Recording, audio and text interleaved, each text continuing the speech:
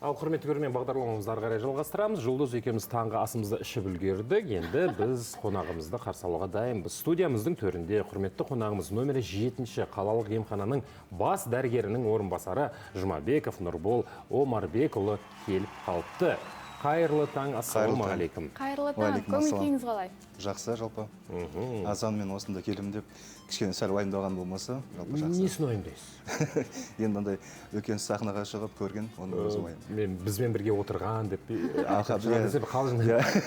Ол да бір жағынан бар. Денсаулығыңыз қалай, жақсы ма? Аллаға шүкір, жалпы ақа жүріп отырмыз, аман саумыз. Ал енді сұхбатымызға кіріссек. Бірінші бізде осындай сұрақ, жалпы бұған дейін қазақстандықтар алу немесе алмау туралы вакцина жайлы алмау туралы дау шыққан болатын. Бірақ та соңғы кездер қазақстандықтар алуға тұрақталған сияқты. Енді солай емес пе? Жалпы негізі басында дау осы екпені алу алмау туралы даудың өршігенді білеміз, шыны керек. Қазіргі уақытта қазақ халқы қазір осы вакцина екпенің алудың тиімді жол екенін түсініп, қазір алып жатқанын байқап жатырмыз. Алматы қаласында жалпы осы екпенің қарқыны да Аллаға шүкір жақсы. Жалпы Қазақстан бойынша да қазір екпе, мен осы естігенім бойынша жалпы осы Түркістан облысында өте жақсы жүріп жатыр екпе алу. Жасыл аймаққа өтті, иә? Жасыл аймаққа өтті, бақа олар жалпы осы эпидемиологиялық жағдайдың осы екпенің жақсы көмектескенін осы айқын көрініп отырмыз. Дәлелі болып отыр. Енді Нұрбол мырза айта отырыңызшы, мынау қазіргі таңда екпенің түрі бар. Енді осылар әр екпе өзін қалай көрсетті және қандай айырмашылықтары бар қазіргі таңда? Негізі бұл екпелер тек қана айырмашылығы тек қана құрамында деп айтса болады. Негізі айтады, бұл инактивированный вакцина дейді, немесе двухвекторный компонентный вакцина дейді, бұл әртүрлі вакцина тек қана оның құрамына байланысты. Құрамына ғана өзгеріс бар, бірақ ең басты мақсаты оның барлығы ол адамның денесінде антиденелер құралы. Ол антидене дегеніміз оның ағзасында иммунитеттің пайда болуы.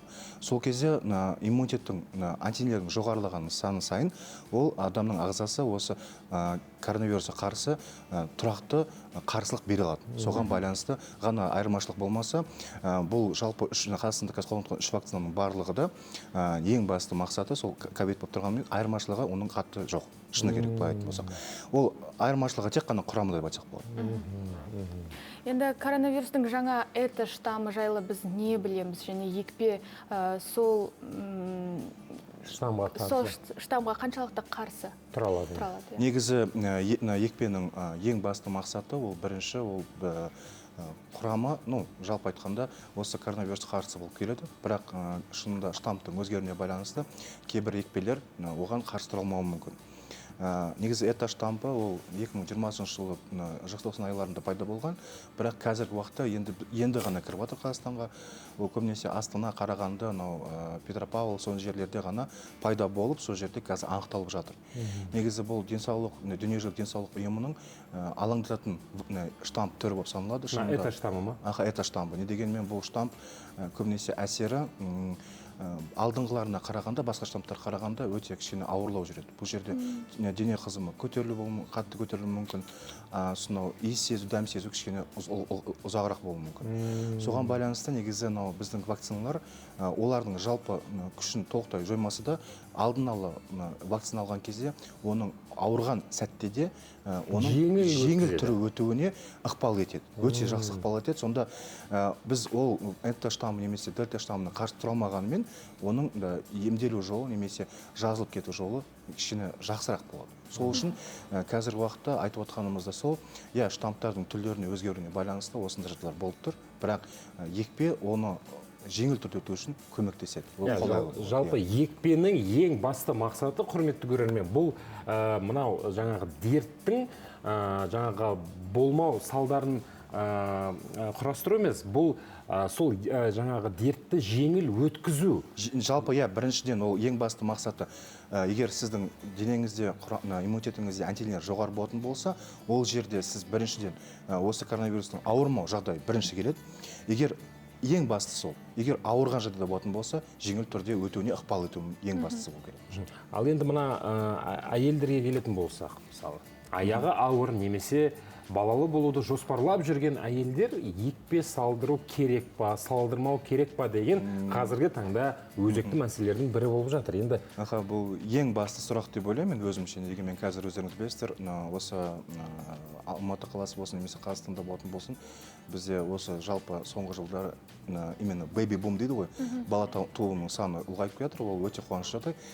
Қазіргі уақытта айтарым, егер сіздер мысалы осы уақытта жүкті болып қалсаңыз, онда сізге байқамай жүкті болып қалсаңыз, немесе жүкті болсаңыз, онда сізге уақытылы осы вакцина салдырмауға дұрыс деп ойлаймын. Дегенмен оны алдында да айтылған, қазіргі уақытта арнайы зерттеу жүргізілмеген толықтай.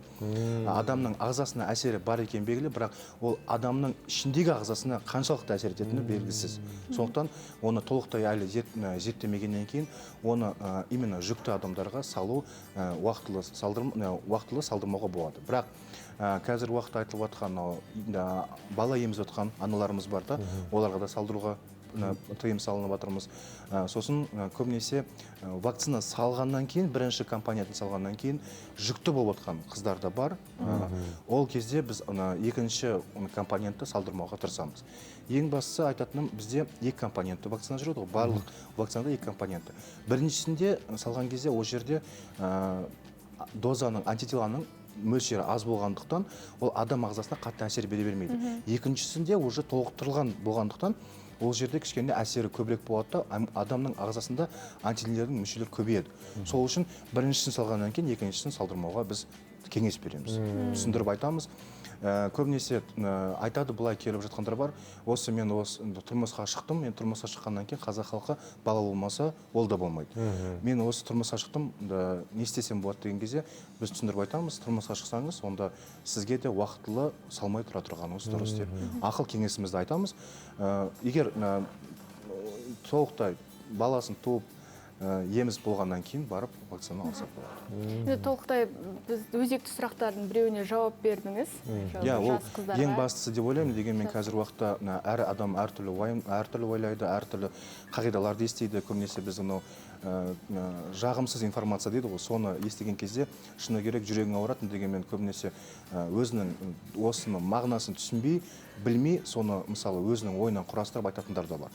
Сол кезде ең басты айтатынымыз, қазіргі уақытта осы жалпы екпелердің барлығы ол толық тексерулерден өтіп, барлық зерттеулерден өтіп, адам ағзасына қолайлы ретінде жасалынып жатыр. Сол үшін ешқандай уайымсыз, ешқандай қорқусыз дейді ғой, мысалы, екпені салдырып жүрсеңіздер болады. Тамаша. Енді Қазақстанда немесе Алматыда қанша адам осы екпе алды, және де толыққанды пандемияны жою үшін қанша адам алу қажет? Негізі мен сізге нақты айта алмаймын, бірақ білем 935 мың адамдай осы 1 ақпаннан бастап бүгінгі күнге дейін 935 мың адамдай бірінші компонент алды. Алматыда ма? Алматыда, Алматы қаласы бойынша. Екінші компонентті 831 мың адамдай алды. Ол екіншісі компонент дегеніміз, 831 мың адам бізде қазір уақытта толықтай вакцинаны алды деген қағида тұр, мысалы қазір уақытта. Енді қазіргі бізде осы вакцинаны, екпені салу үшін көптеген адамдар құрастырылған. Ол бізде қазіргі жоғарғы оқу орындары болсын, немесе мектеп оқулары болсын, ойын сауық орталығы болсын, немесе басқа да адам көп шоғырланатын базарлар болсын, сол жерлердің барлығында біз арнайы халыққа жеңіл қолайлы болу үшін екпе орталықтарын енгізгенбіз. Ол жерде қазір бізде 256 екпе орындары бар. Оны біз тағы да 250-ге ұлғайта аламыз бір жақ жері. Ол жерде қазір 1000-нан астам адам жұмыс істеп жатыр. Барлық жерде холодовой цепь дейді, морозильник барлығы жақсы жағдаймен жасалынған. Ең бастысы адам өзінің ынтасын білдіріп, өзінің ниетін білдіріп келіп екпе алып жатса, нұр үстіне нұр болар еді, соны айтатын мысалы, шыны керек. Ең бастысы сіздерге осы жұмыс бағынан айырмас үшін барлық жерге осындай қолайлы жағдай жасап отырмыз. Бәрекелді. Ал енді сіздердің емханаларыңызда қанша екпе салу орындары бар, және ол тегін ба? Жалпы екпе салу ол бізде Қазақстан Республикасы бойынша тегін болып салынады. Ешқандай ол үшін ақша төлеуден керек емес. Ең бастысы келіп екпе алсаңыз болады. Ол тек қана жалғыз біздің ғана емханада емес, қала бойынша мемлекеттік емхана мен өзінің жеке меншік емханасы болғандарда барлығында қазір екпе салынып жатыр. Барлық жерде осы екпенің осы массовый охват дейді ғой, жалпы охватын алу үшін, осы жалпы охватын алу үшін осындай арнайы шараларға енгізіп отырмыз. Қазіргі уақытта бізде осы толықтай Алматы қаласы немесе Қазақстанда деп айтатын болсақ, толықтай осы қайттан қалпымызға келу, күнделікті өміріміз сүру, маскасыз, ешқандай карантиндік режимсіз күнімізді көру үшін Алматы қаласы болсын немесе Қазақстанда болсын 65-70% адам жалпы егу алса, сол кезде біз күнделікті өмірімізге қайтып келеміз. 65-70. Нұрбол мырза, ал енді екпе алғысы келіп жүрген адамдарға сіз қандай кеңес бересіз? Алдын ала бір анализдер тапсыру қажет пе? Ол кісілер өздерінің денсаулық мысалы толыққанды білмей жатып, барып екпе алып жатса, кішкене қаттырақ ауырып қалуы мүмкін ба? Сондай жерде. Енді екпе алған кезде, енді әр адам өзінің ағзасын біледі. Мысалы, көбісінде аллергия бар деп айтады, көбісін өзім жүрек соғысым болмайды деп мысал айтады, немесе давлением бар деп айтады. Енді шынында ондай жағдайлар болатын болса, біз екпе жасамас бұрын дәрігердің алдын өткіземіз. Ол жерде біріншіден екпе алмас бұрын анкетасы бар өздерінің толтыратын. Сол жерде қандай аурулармен ауырған, қандай аурулары бар, соның барлығын жазады. Соның барғаннан кейін, дәрігердің алдына барғаннан кейін, дәрігердің алдында соның барлығын айтып, дәрігер соның барлығын сұрайды. Егер сол уақытта екпе алып отқан адамның температурасы жоғары болатын болса, қан қысымы жоғары болатын болса, немесе өзін қолайсыз жағдай сезініп тұратын болса, екпе уақытылша салынбайды. Егер екпе салушы адам өзім бәрім жақсы, ешқандай ауруым жоқ деп есетін болса, сол кезде екпе салдырып, ол екпе алушыны жарты сағат отырғызып қоямыз. Не дегенмен, оны толықтай осы аллергиялық реакциясы бар ма, жоқ па, немесе қандай да осы жарты сағат аралығында көмек керек па, соны күтіп отырамыз. Егер жарты сағаттың ішінде ол кісінде ешқандай аллергическая реакция немесе басқа да бір ауру көріністер болмаса, сол кезде үйіне қайтарамыз. Сосын одан кейін көбісінде байқаймыз, оны жасағаннан кейін 3 күн бойы біз ол кісімен хабарласып, жағдайын біліп, жалпы вакцинация әсері бар ма, жоқ па, соны біліп отырмыз. Халін сұрап тұрасыз. Дегенмен ол ең бірінші біздің өзіміздің халқымыздың денсаулығы қазіргі уақытта, оны өздеріңіз біліп отырсыздар.